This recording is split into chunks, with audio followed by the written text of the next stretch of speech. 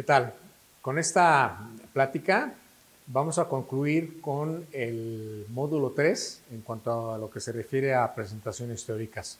Vamos a hablar en esta ocasión de los bloqueos asistidos por ultrasonido, que es un tema que ustedes podrían considerar más del anestesiólogo, pero los cirujanos generales podemos emplear algunas de estas estrategias en beneficio de nuestros pacientes y ahorita les voy a mostrar algunos ejemplos.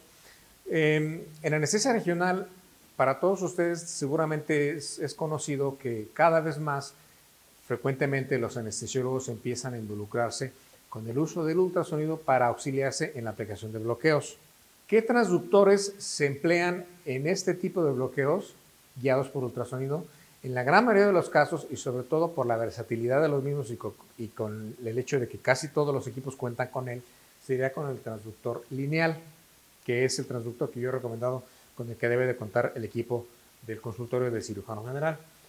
Se utiliza el transductor convexo, que tendría una frecuencia de 2 a 5 MHz, cuando se requiera tener mayor profundidad, sobre todo en pacientes obesos. Pero ya, en mi opinión personal, esto hace que si requerimos un transductor de ese tipo, para lograr hacer un bloqueo, lo considero ya como de muy grave dificultad.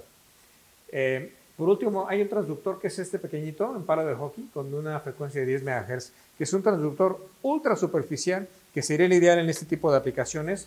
Aquí sería, bueno, solamente un anestesiólogo quien podría hacer uso de este transductor. Yo la verdad es que no lo he usado. Los nervios con estos transductores superficiales pueden ser visualizados con el ultrasonido. El nervio se ve en un corte longitudinal, se visualiza como unas cintas largas con interrupciones. Estas partes que se ven, este es todo un nervio. Y estos son los axones. Y el perineuro, como está muy hidratado, se ve hipoecoico. Entonces, en un corte longitudinal del nervio, así se ve. Se pueden confundir con tendones. La diferencia es que si pedimos que el paciente se mueva o lo movemos un poquito, el tendón se desplaza, el nervio casi no se desplaza. Y en un corte transversal, los nervios aparecen como estructuras redondas o ovales. Aquí se ve el nervio mediano y aquí se ve la arteria braquial.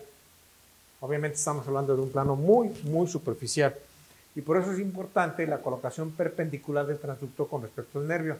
El transductor está en ese sentido perpendicular, no como en la imagen anterior, longitudinal con respecto al nervio. Esta es la perspectiva ideal para la aplicación de bloqueo.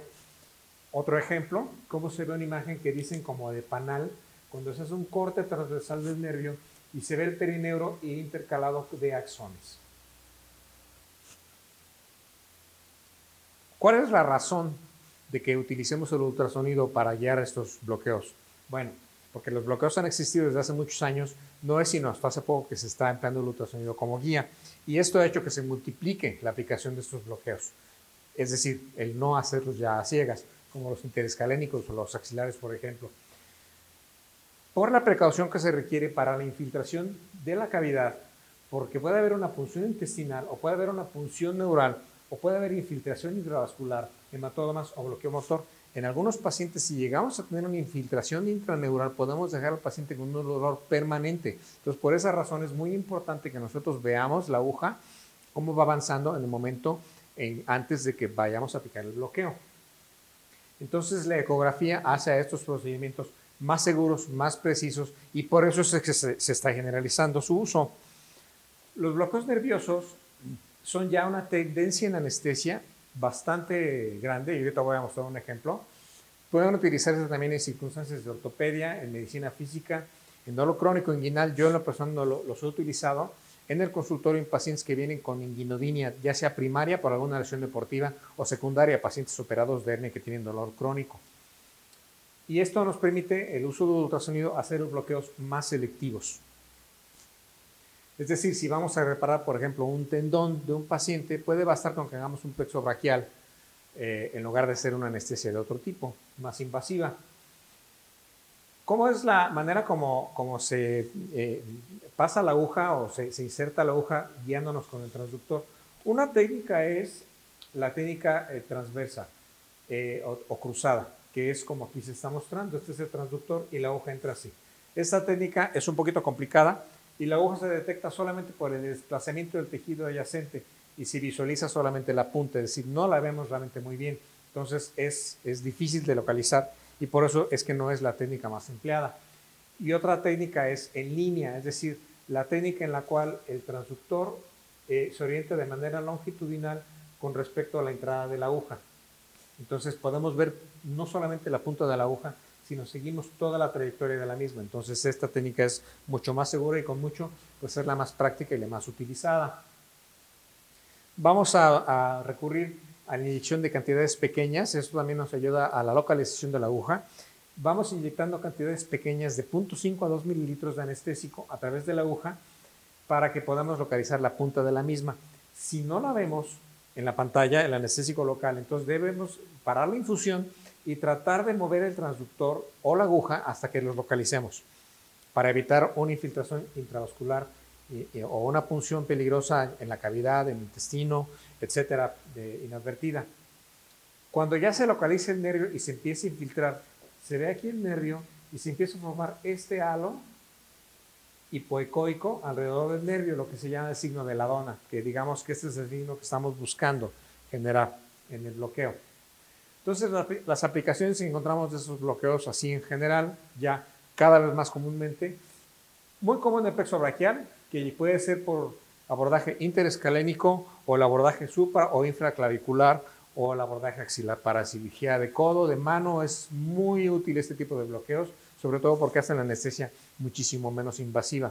El paciente solamente se le pone una sedación y se bloquea la extremidad que se va a trabajar. Bloqueo del nervio femoral, del nervio ciático, el bloqueo PEN, que es el bloqueo nervioso pericapsular para cirugía de acetábulo, el bloqueo del cordado lumbar, que ahorita voy a escribir un poquito más acerca de él. Este es un ejemplo de un grupo que existe en las redes sociales, en Facebook, acerca de los bloqueos guiados por ultrasonido. Es un grupo que, como ustedes pueden ver aquí, ya cuenta con cerca de 4,000 miembros de todo el mundo. Y aquí están subiendo continuamente ejemplos de los bloqueos que estos médicos están poniendo en sus pacientes, las guías anatómicas que utilizan, comparten experiencia. O sea, esto ya se está generalizando de manera muy importante. En el caso del bloqueo del caudado lumbar, en ese grupo que les acabo de mencionar, mencionan con mucha frecuencia este bloqueo. Este bloqueo es muy útil. Se utiliza sobre todo para generar analgesia o anestesia en toda cirugía que involucre tanto a la pared abdominal como el retroperitoneo. Entonces, por ejemplo, en cirugía de trasplante renal o en todo tipo de cirugía renal, puede ser muy útil aplicar este bloqueo. Ahora, un concepto que es muy importante que muchos de ustedes se preguntarán, bueno, ¿por qué nos están hablando a nosotros los cirujanos de bloqueos? Bueno, esta es la principal razón. El concepto de analgesia preventiva, que aunque es un concepto que existe desde 1988, me he encontrado con que no muchos cirujanos generales están familiarizados con ese concepto. Y se refiere a que podemos prevenir la sensibilización central mediante el bloqueo de cualquier señal dolorosa proveniente del tejido dañado, desde la incisión hasta la curación del mismo. Ese es el concepto de analgesia preventiva, que quiere decir que todas aquellas medidas que nosotros ejerzamos para que al paciente no le duela, pero desde antes de que ocurra la lesión, en este caso la cirugía, pueden ser útiles para que al paciente le duela menos después de la cirugía.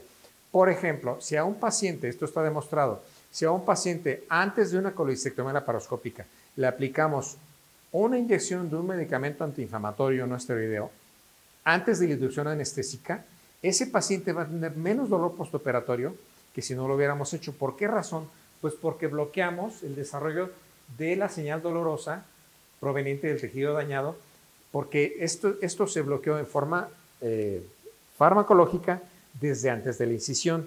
Lo mismo podemos hacer nosotros, pero a nivel local, con el bloqueo. Por eso es que los bloqueos que estoy mencionando son útiles en cirugía general, independientemente del método anestésico que vayamos a entrar con el paciente. Por ejemplo, en cirugía laparoscópica de hernia o de vesícula, podrían pensar, bueno, ¿para qué le ponen bloqueo a esos pacientes si ya están anestesiados? Es por esta razón, por el concepto de analgesia preventiva. Si a un paciente lo vamos a operar de hernia inguinal y le hacemos un bloqueo de plano transverso, como voy a mencionar ahorita, o un bloqueo de los nervios inguinales, antes de iniciar la cirugía, ya sea abierta o laparoscópica, ese paciente va a requerir menos analgésicos después de la intervención. Este es el concepto de analgesia preventiva. Entonces, por esa razón, yo en lo personal, mi anestesiólogo no utiliza este tipo de bloqueos, mi anestesiólogo utiliza en la mayor parte de nuestras cirugías son laparoscópicas, se utiliza anestesia general y no se preocupa de este tipo de bloqueos. Lo único que le hace la analgesia preventiva es poner un AINE preoperatorio, preanestésico pues. Pero yo sí hago estos bloqueos, específicamente el bloqueo TAP y el bloqueo inguinal. ¿En qué circunstancias? Bueno, es un ejemplo, esto es en el consultorio, es una paciente con dolor inguinal postoperatorio que le estamos poniendo el bloqueo del plano transverso. ¿Qué es este bloqueo? Bueno, el plano transverso se refiere a los nervios que se localizan entre el músculo oblicuo interno y el músculo transverso. Ahí convergen, antes de dispersarse hacia la pared abdominal, varias terminales nerviosas que si logramos poner un laguito aquí de anestésico local, vamos a lograr bloquear la sensibilidad, inclusive desde T9 hasta T12 o en algunos casos hasta L1. Entonces, si esto lo hacemos antes de la cirugía, nos va a brindar una analgesia postoperatoria más adecuada. Las variantes de este bloqueo puede ser la aplicación a ciegas, que es como se empezó a hacer desde el 2001, que es lo que le llaman la técnica del pop-pop, porque uno introduce la aguja sin guía sonográfica y el pop es cuando uno atraviesa la aponeurosis del oblicuo interno y luego atraviesa la aponeurosis del transverso. Y ahí es cuando uno siente esos dos. Yo en lo personal nunca lo he sentido. Yo creo que es un poquito ilusorio que esto lo podamos percibir. Entonces, por eso viene la utilidad de la aplicación guiada con ultrasonido, que pienso yo que es la mejor, que nosotros tengamos la visión directa de la aguja en el plano en el que vamos a colocar nosotros el anestésico local. Otro es la visión laparoscópica, que esto lo hacemos también en cirugía laparoscópica con casi todas las veces, que cuando tenemos introducido la cámara en la cavidad, por un costado ponemos la inyección, vemos que la hoja entra en la cavidad, la retraemos un poquito y vemos cómo infiltramos detrás del músculo transverso. O bajo visión directa en cirugía abdominal abierta, como por ejemplo en una dermolipectomía, se puede hacer también. ¿Cuáles son las indicaciones de este bloqueo? Bueno, es muy útil como analgésico en apendicectomía abierta o laparoscópica, cirugía colorectal también abierta o laparoscópica, cesáreas, histerectomía total abdominal, colecistectomía laparoscópica, prostatectomías abiertas, trasplante renal, aunque en este caso creo yo que sería un poquito mejor el bloqueo del cuadrado lumbar. En abdominoplastia, como lo mencioné hace un momento, esto se puede hacer de aplicación directa o en plastia inguinal, tanto abierta como laparoscópica. ¿Cuáles son las ventajas de los bloqueos que estoy mencionando? Bueno, la recuperación funcional es más rápida, el reinicio de la vía oral también es más temprano y el alta hospitalaria también se facilita. ¿Por qué? Bueno, primero que nada porque disminuimos el consumo de opioides. En países como Estados Unidos, donde es ya epidémico el abuso de opioides por parte de los pacientes, los opioides son más baratos que los AINES. Entonces hay unos países como Estados Unidos, insisto, donde recetan con mucha facilidad los opioides y de ahí que el paciente desarrolle adicción, pues puede ser peligroso. Entonces, si disminuimos la necesidad del uso de opioides en nuestros pacientes con estos bloqueos, pues estaría muy bien. No tiene las complicaciones de bloqueo epidural, las implicaciones motoras o para inicio de la vía oral que pudieran tener, y no tiene analgesia visceral, entonces la recuperación funcional digestiva es más temprana. Esta es la imagen esquemática de cómo vamos a ver nuestros músculos del componente lateral y finalmente está el peritoneo y la cavidad abdominal. Aquí está oblicuo externo, oblicuo interno, que siempre es más grueso, y el músculo transverso. Este es el plano del transverso abdominal, entre el oblicuo interno y el transverso. La técnica, utilizamos un transductor de alta frecuencia, se coloca a nivel de la línea axilar media entre el borde costal y la cresta ilíaca. Ahorita, en la imagen obtenida muestra desde la superficie a la profundidad piel, grasa subcutánea, que es hipocogénica, y los músculos oblicuo externo, oblicuo interno y transverso. Utilizamos generalmente ropivacaína de 7.5 miligramos por mililitro en ámpulas de 20 mililitros, que así es como viene en la presentación. Podemos utilizar, si es por ejemplo una plastia inguinal, utilizamos toda el ámpula de un solo lado. Si vamos a hacer una cirugía, por ejemplo, una cirugía que tiene cierta bilateralidad en cuanto al estímulo doloroso, como por ejemplo una cesárea o una histerectomía, podemos diluir los 20 mililitros de la ropivacaína 7.5 en 2 jeringas, agregando 10 mililitros de agua en cada una. Tendríamos 2 jeringas de 20 cc con 75 miligramos cada jeringa. Esto para hacer un bloqueo bilateral. Sería una cantidad o una dosis de menor concentración. Si queremos más efectividad, podemos utilizar una sola ampolleta, pero aquí ya serían 150 mililitros en cada lado, entonces eso podría ser peligroso. O sea, las dosis no pueden ser mayores de 300 miligramos, pueden ser cardiotóxicas, entonces hay que tener cuidado con eso. Vamos a mostrar un video donde se puede ver la aplicación del bloqueo TAP con guía sonográfica. Está bastante ilustrativo. Primero, las referencias anatómicas que vamos a tomar. Hacia arriba, el borde costal, y hacia abajo, la cresta ilíaca. Esto a nivel de la línea axilar media. Ese es el punto donde vamos a colocar. En el punto medio, entre estas dos prominencias óseas, colocamos el transductor en el sentido transversal con respecto al eje longitudinal del paciente, porque paralelo al mismo va a entrar la aguja. La aguja va a entrar por la línea axilar anterior y este es el plano que vamos a ocupar. Este es piel, grasa subcutánea, los músculos. Ahí está la inserción de la aguja. Vamos siguiendo cómo es la misma. Generalmente conviene mantener el transductor fijo y con movimientos de la aguja en sentido lateral es como identificamos la misma. Vamos a atravesar el músculo oblicuo interno. Aquí va la punta de la aguja. Si tenemos duda de la localización de la punta, podemos meter un poquito de anestésico local. Finalmente aquí estamos atravesando la aponeurosis posterior del oblicuo externo, perdón, del oblicuo interno. Ya llegamos y en ese momento se empieza la infiltración. Podemos utilizar la aguja así como se ve aquí, conectado a un catéter, y le pedimos a algún asistente que infiltre. O podemos hacerlo directo con la jeringa en nuestras manos. Yo lo prefiero hacer de esa manera. Esta burbuja se empieza a formar cuando el bloqueo se está poniendo. Y así queda. Podemos corroborar la presencia del ámpula que se forma, este pequeño lago de anestésico local, peritoneo intacto. Ok. Bueno, hablando de bloqueos del nervio ilioinguinal y el ilio hipogástrico, es otro bloqueo que nosotros también podemos utilizar. Estos son los nervios que están involucrados en la sensibilidad inguinal. Aquí están los dos. Generalmente los localizamos un través de dedo por dentro de la espina ilíaca anterosuperior, es donde se encuentran los dos nervios ilioinguinal e ilio hipogástrico. En la técnica vamos a colocar el transductor a nivel de la espina ilíaca anterosuperior. Identificamos los músculos del componente lateral, igual que en el bloqueo del plano transverso. Y en el corte transversal se ven como dos puntos los dos nervios en el plano del músculo transverso. Y se va a infiltrar con 20 cc de ropivacaína 7.5% o en su defecto bupivacaína 10 centímetros con 10 centímetros de agua.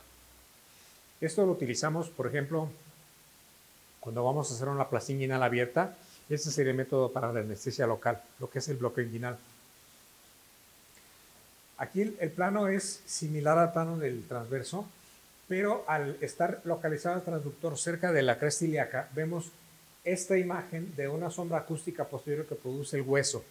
Esa es la imagen típica y aquí dos pequeñas nodulaciones ecogénicas corresponden a los dos nervios. La hoja se inserta aquí y en este sitio es donde vamos a hacer la infiltración. Bueno, las indicaciones de este bloqueo es siempre que busquemos tener anestesia o analgesia en cirugía de hernia inguinal o analgesia en inguinalina de cualquier origen, inguinalina primaria o secundaria, es decir, en pacientes que ya han sido operados de hernia. O sea que este bloqueo se puede aplicar preoperatorio o en el consultorio. Esta es la imagen de la típica burbuja que vamos a encontrar una vez que ya hemos efectuado el bloqueo. Conclusiones.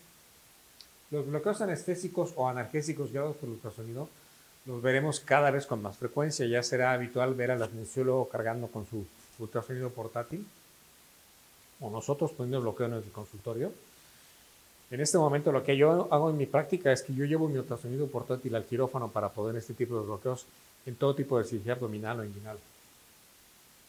Aplicaciones prácticas como anestesia o analgesia en el transoperatorio o en el postoperatorio inmediato, incluso tardío en casos especiales. O sea, pacientes que han tenido problemas de cirugía inguinal repetida, que tienen dolor crónico, puede ser útil aplicar este tipo de bloqueos en manejo de dolor crónico. Disminuyen el manejo de analgésicos orales y facilitan una recuperación más rápida. Y su utilidad como analgesia preventiva, de acuerdo al concepto que manejé hace un momento, independientemente del método anestésico utilizado, es algo muy relevante que debemos de tomar en cuenta. Muchas gracias.